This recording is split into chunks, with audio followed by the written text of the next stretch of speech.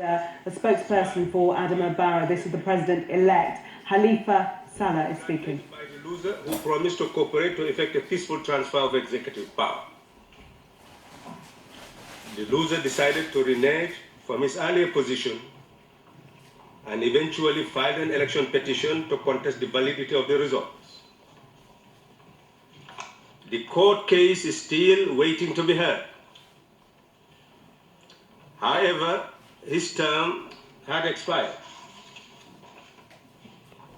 The coalition emphasized to him that when his term expires, the Constitution makes it mandatory for President-elect Adama Barrow to be elected,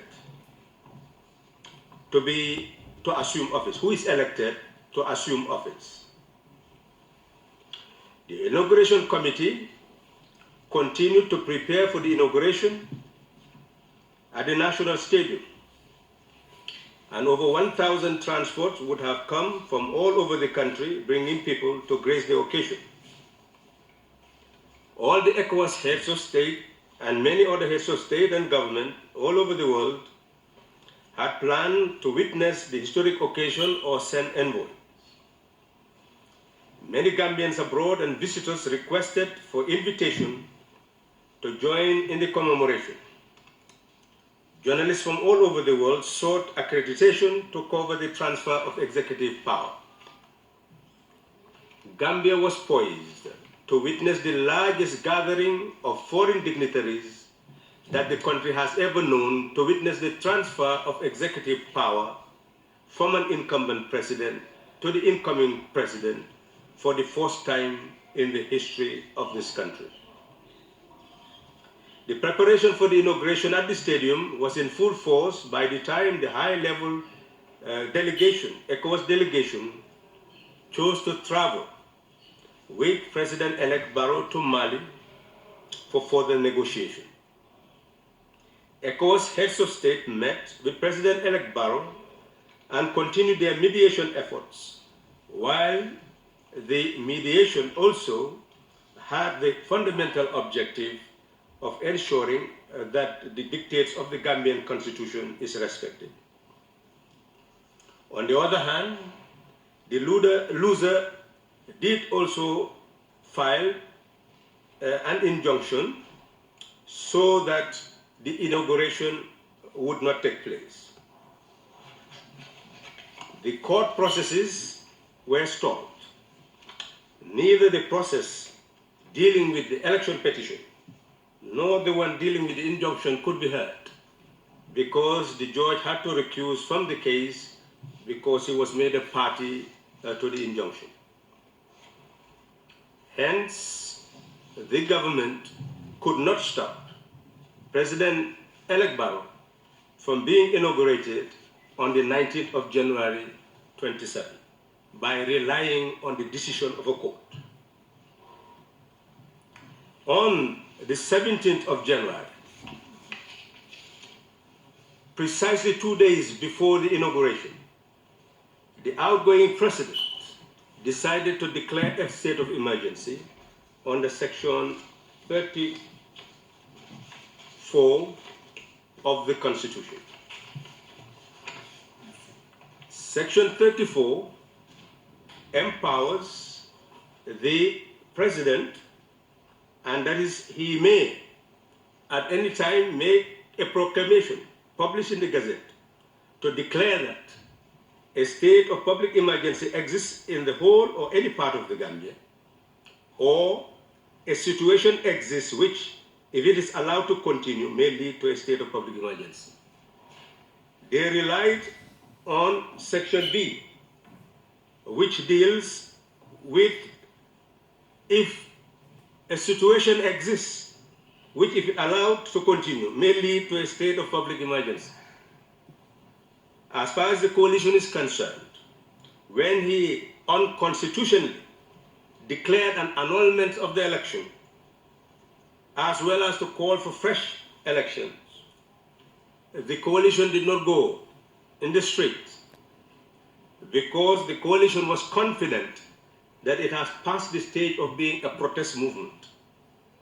that it was a government in the waiting and must wait for its day to assume office.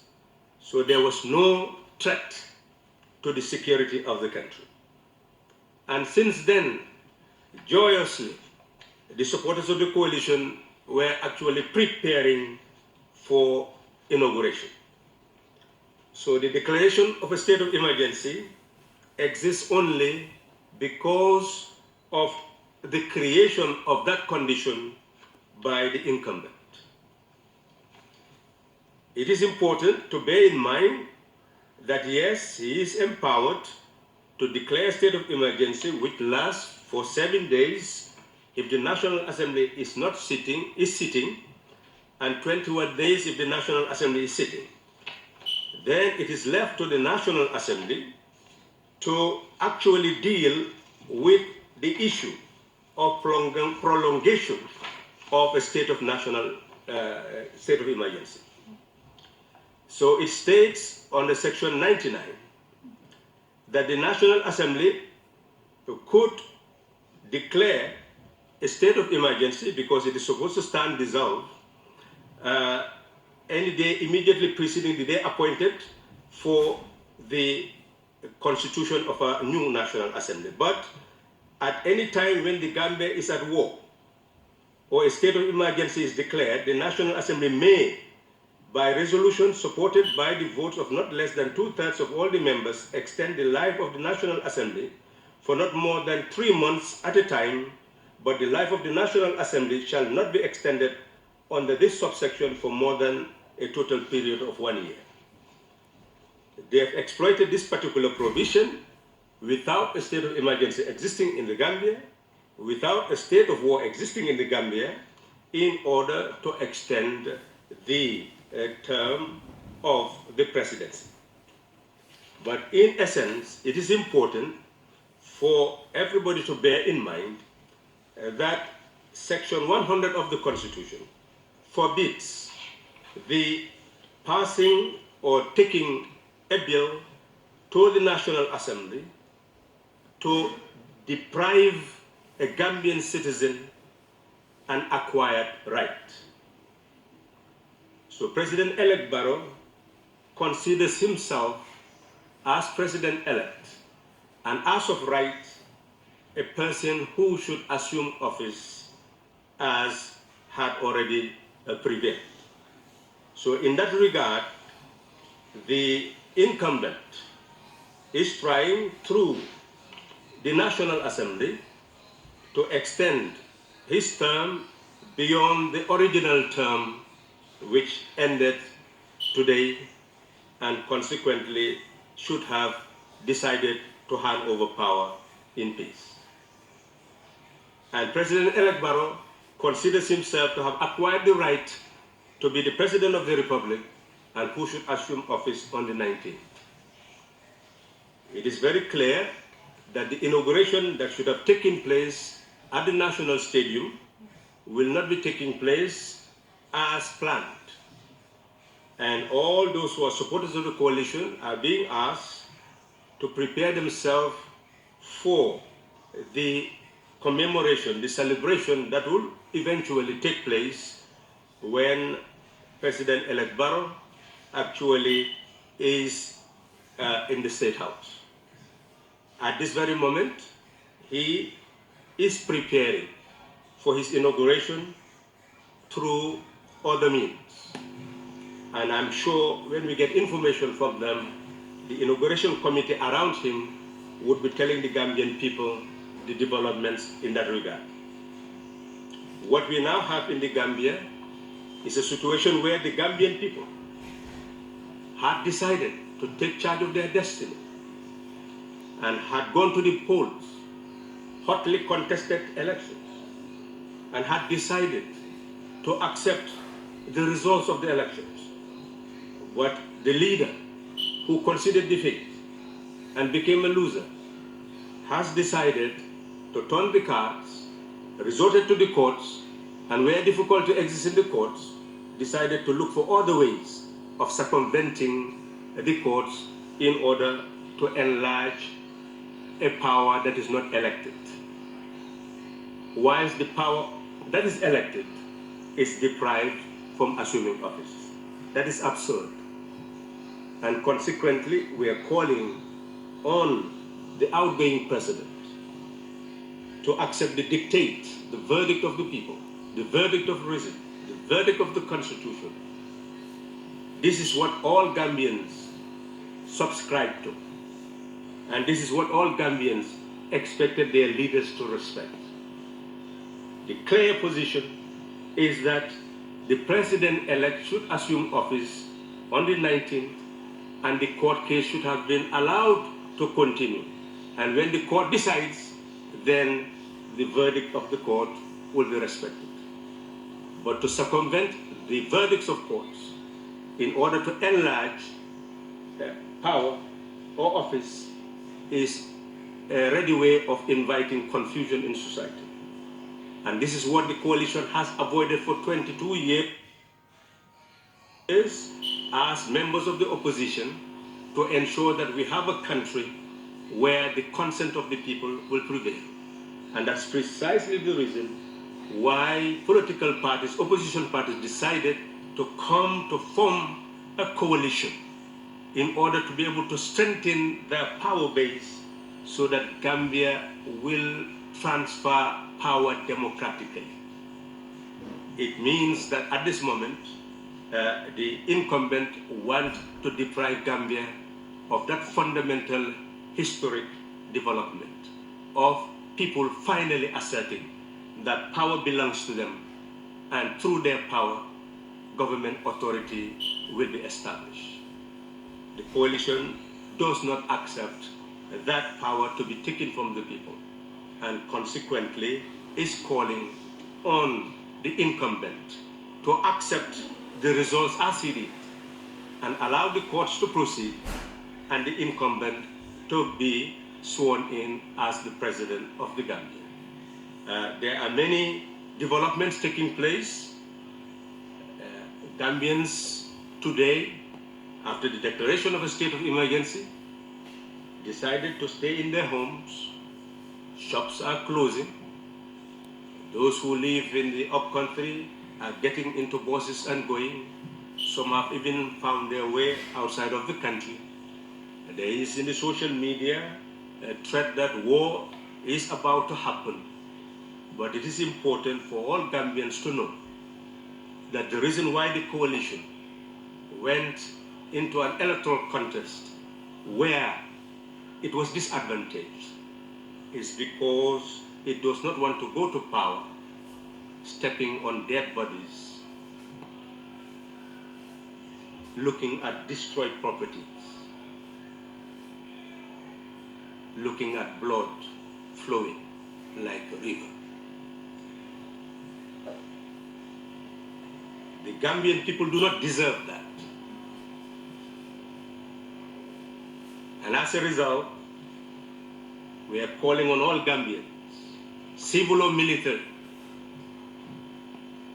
to ensure that we remain united as a nation, irrespective of our ethno-linguistic divergences, religion, gender, to ensure... So that's Halifa Saleh, who's a representative for the President-elect Adama Barrow, holding that news conference, saying that the will of the people should prevail. Standing by listening to that, our correspondent in Johannesburg, who's been following this story, Alex Crawford. And Alex, the main thing coming out of this news conference is that this state of emergency that's been called isn't perhaps legitimate, because the requirements for you to call a state of emergency didn't exist, and it seems to be a ruse for the president to stay in power a little longer. Yes, very strong words from the president-elect spokesman.